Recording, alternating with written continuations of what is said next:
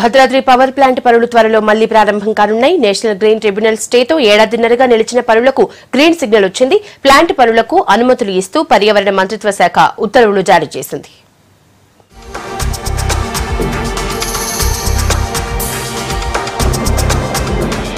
Bhadradri thermal power station పనులు మళ్లా షురూ అవుతున్నాయి. కేంద్ర పర్యావరణ మంత్రిత్వ శాఖ పనులు షురూ చేయనీకి సరే అనుడితోటి పనుల్ని దెబ్బదెబ్బ మొదలుపెట్టేందుకు ఆఫీసర్లు ఏర్పాట్లు చేస్తున్నారు. ఓ గిరిజనుడి పిటిషన్ తోని ఏడాదిన్నర నుంచి పనులు నిలిచిపోయినాయి. దీని మీద సీఎం కేసీఆర్ చాలా సార్లు ఢిల్లీకి పోయి కేంద్ర సర్కారులతోని మాట్లాడొచ్చిండు. దీంతోని కేంద్ర పర్యావరణం శాఖోళ్లు అనుమతులిచ్చారు. భద్రాద్రి పవర్ ప్లాంట్ ఏర్పాటుకు గ్రీన్ సిగ్నల్ ఇచ్చినటువంటి ముఖ్యమంత్రి గారు ఈ ఏజెన్సీ ప్రాంత ప్రజల యొక్క అభివృద్ధిని దృష్టిలో పెట్టుకొని ఈ క్రమంలో తెలంగాణ రాష్ట్ర ముఖ్యమంత్రి గారు మరి జెన్కో అధికారులు మరి అందరూ కూడా పెద్ద ఎత్తున దీని మీద ప్రత్యేకమైనటువంటి దృష్టి మరి తీవ్రమైనటువంటి కృషి మరి ముఖ్యమంత్రి గారు చేసి కేంద్ర ప్రభుత్వంతో మాట్లాడి ఇంత తొందరగా భద్రాద్రి పవర్ ప్లాంట్కు అన్ని రకాల అనుమతులు రావడానికి కేంద్ర అటవీ పర్యావరణ శాఖ అనుమతులు కూడా రావడం జరిగింది.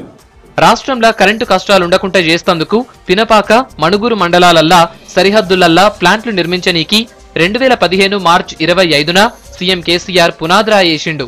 1080 మెగావాట్ల సామర్థ్యంతోటి ప్లాంటును నిర్మించేందుకు 7,200 కోట్ల రూపాయలు కేటాయించిండు. ఓ గిరిజనుడి ఫిర్యాదుతోని ప్లాంట్ ఆగిపోయింది.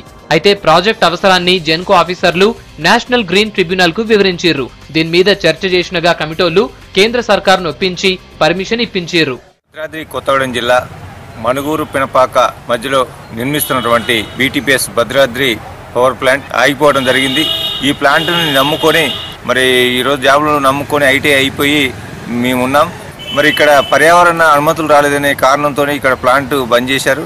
ఇప్పుడు మళ్ళీ అనుమతులు ఇచ్చినట్టు కేంద్రం నుంచి వచ్చినట్టు ఇక్కడ కొన్ని పరిస్థితులు తెలుస్తా ఉన్నాయి. ఇప్పటికైనా అనుమతులు వచ్చినందుకు మేము సంతోషపడతా ఉన్నాం. రైతన్నలకు 24 గంటలు కరెంట్ వస్తుందని, నిరుద్యోగులకు ఉద్యోగాలు వస్తాయని ఎంతగానో ఆశించారు. కానీ పర్యావరణ అనుమతులు లేవని చెప్పి ఇది ఆపివేయడం జరిగింది. కానీ కొన్ని నెలలుగా ఆపారు దీన్ని.